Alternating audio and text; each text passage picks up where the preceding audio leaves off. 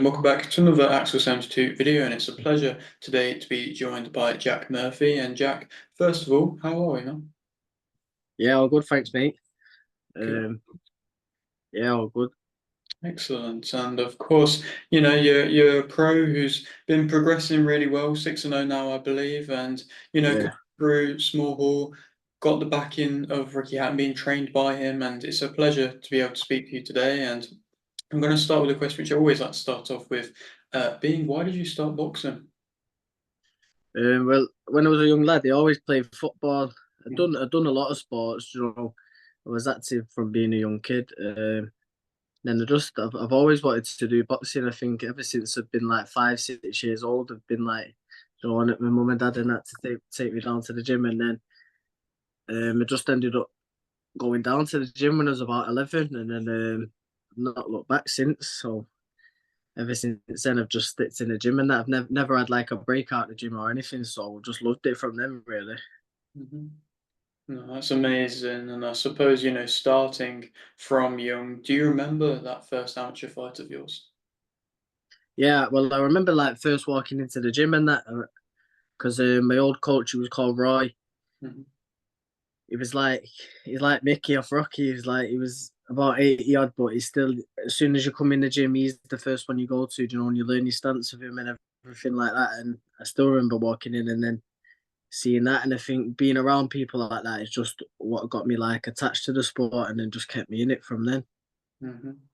No, indeed. And I suppose, when you've progressed on, do you feel like starting at a young age has only benefited you?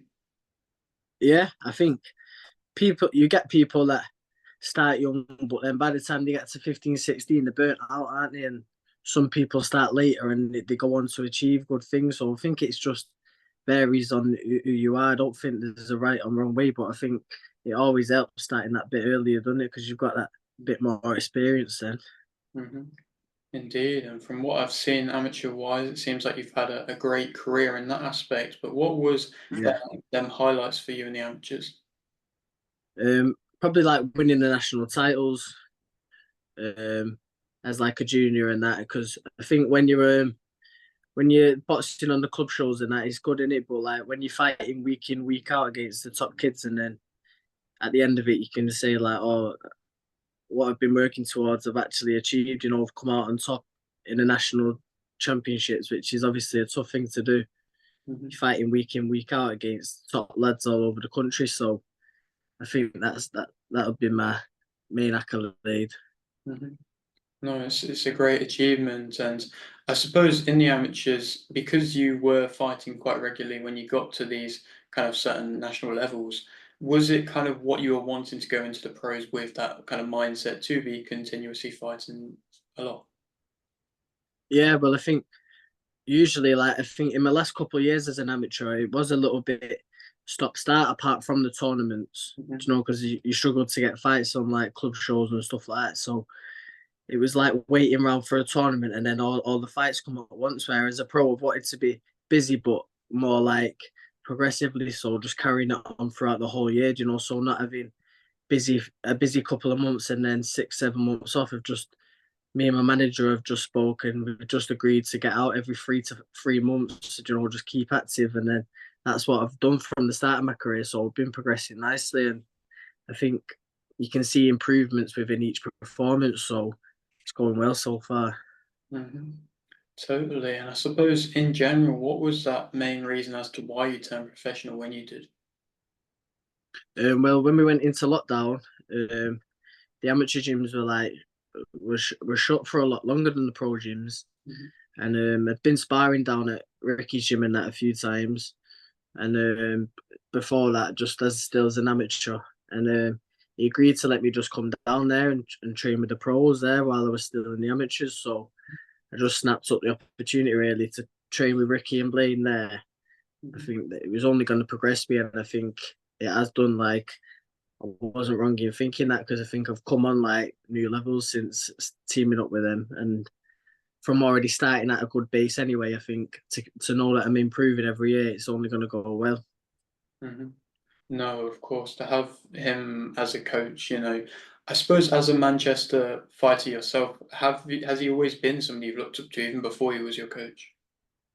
Yeah, because I think even when Ricky was in like was a world champion and that, I would have been like too young to remember. But even like growing up, it's just a name that you hear and you just associate with boxing. Like even if you've never watched him fight, you just know his name and that, don't you? He's well known and it's someone that everyone looks up to around Manchester. And so to say you're being trained by him, it's Mm. fucking it's brilliant. So No, of course. And I suppose in general, Manchester boxing, he was probably one of the main people to put it on the map. But do you feel like at the moment it is doing really well?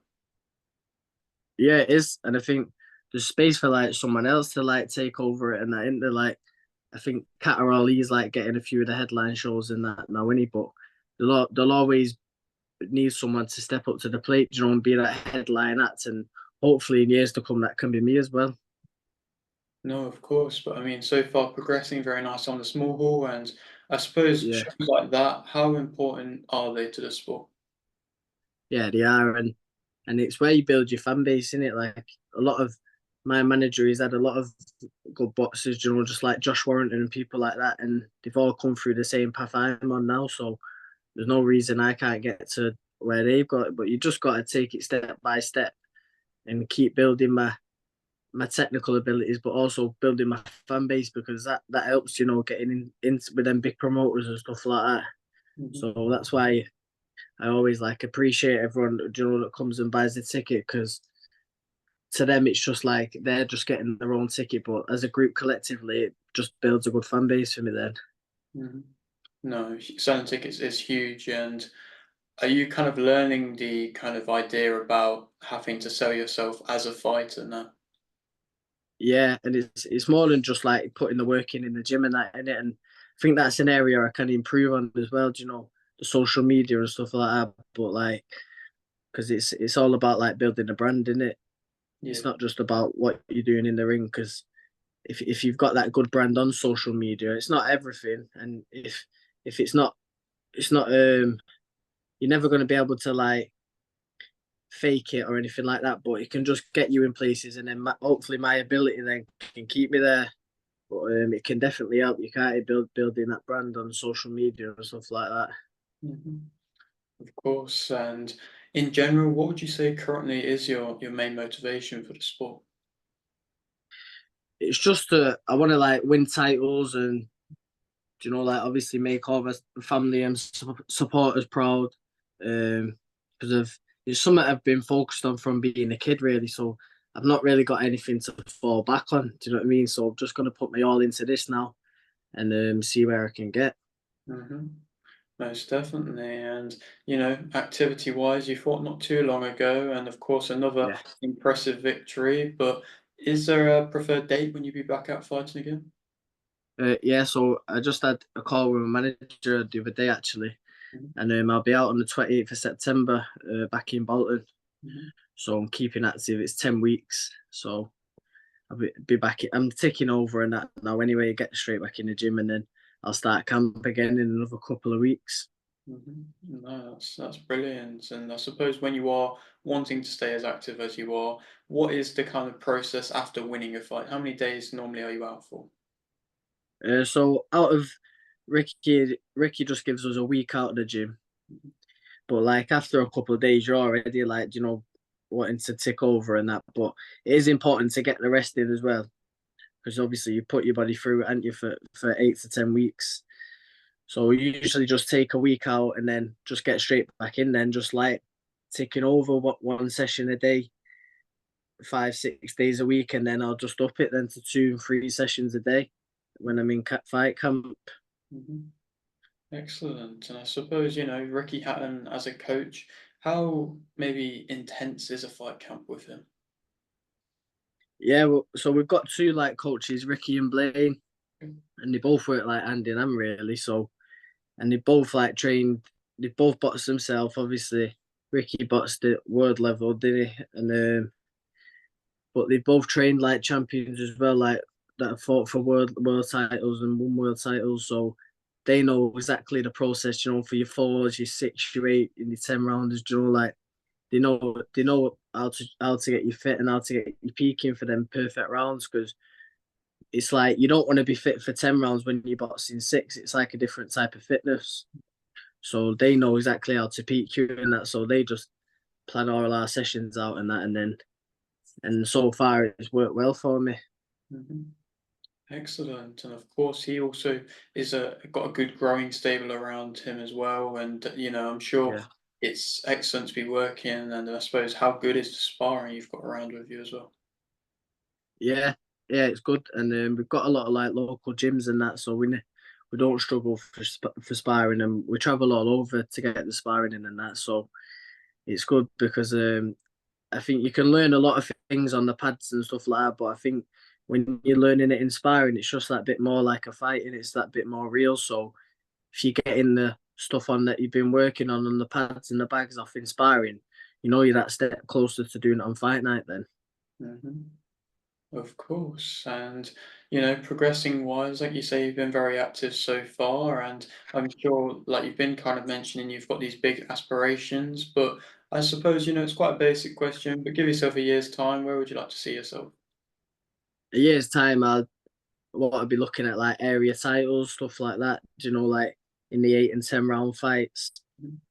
I think I'll be more than ready for that then as well. I think I'm ready now, like ability wise, but it's just about like going the right time in it. You don't want to rush, because once you're there, you're not going to take a step back. Then are you just going to want to keep pushing on? So Mhm. it's not really down to me either. Like, Ricky and Blaine, they'll tell me when it's right as well, and I put my trust in them with that. Mhm. No, that's great. And a lot of fighters on the way up, they often kind of just maybe think about the future too much and not really enjoy the kind of prospect time, the Yeah, period. And how important is it to you to, like I say, enjoy this period where you're being a prospect?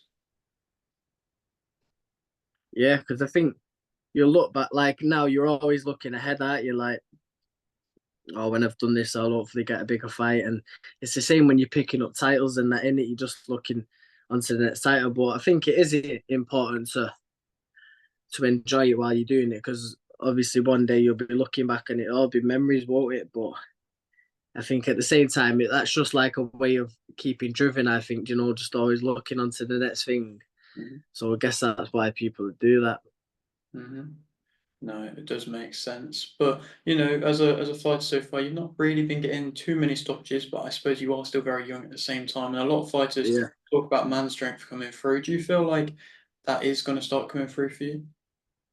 Yeah. And I think the thing is as well, like if you look at the opponents I've faced, like they don't really get stopped a lot of the time, and like every fight I'm catching them early, and then they're going in like a shell. Where they're just tucking up, and it's hard to like get people out of there like that. But when someone's coming and they keep trying to win, I think that's when you'll see me getting my stoppages. Whereas, like when the journeymen are just covering up, and they're used to it, aren't they? That they're just trying to survive, aren't they? So I'm not like worried about that at all. I know I definitely hit hard enough to get people's respect, and as I get older, I think the man strength will come into play as well, and hopefully I'll be getting more stoppages through that as well. Mhm. No, I do not doubt that. And, just a couple more from me. I appreciate your time. A question which I do quite often like to ask fighters who come on here and have big aspirations, what would be that of a dream venue for you to fight at? Well, I think obviously it would have been the MEN, because that's where all the big fights have been in Manchester. But there's a new arena opening up now, so maybe that might be um, a place that I could look at fighting hopefully one day. But I think it'd be one of the big arenas in Manchester. How proud are you to, want to represent your nation and also represent where you're from in Manchester? Yeah, definitely. I think you've got to be, and that's what gets like the town where you're from. I'm from Stockport in Manchester, so that's what gets people behind you in it, because they relate to you, because they know the similar areas you're from and stuff like that. And I think that's where like Ricky, he got a lot of his fans from, being like relatable Mhm. for the people that are coming to watch. So I think having a strong fan base can really help you push on in your career. Mhm. I do not doubt that. And one final question from me, it's something which I always like to ask anybody who comes on here. Basically, just to open up the floor, is there anything you want to shout out, promote, anything like that? Yeah, so I'd like to say thanks to my sponsors first.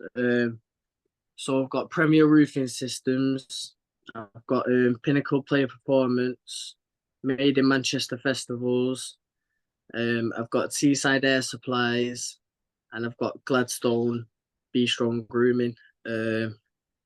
So yeah, all of them, because with them, I mean, it enables me to train full time, and that's a big help when you're at the start of your career as well. Because then I can put all my focus into my boxing and that. So yeah, I appreciate all that, and I'd like to say thanks to everyone that always comes out, and shows support, because it's always the same faces, getting the tickets and that, and all the support obviously don't go unnoticed. Like, I'm very grateful for it, because that's what's helping me to keep being busy on these shows and that as well, because I'm doing well on the tickets and that. So yeah, I really appreciate it. Mhm.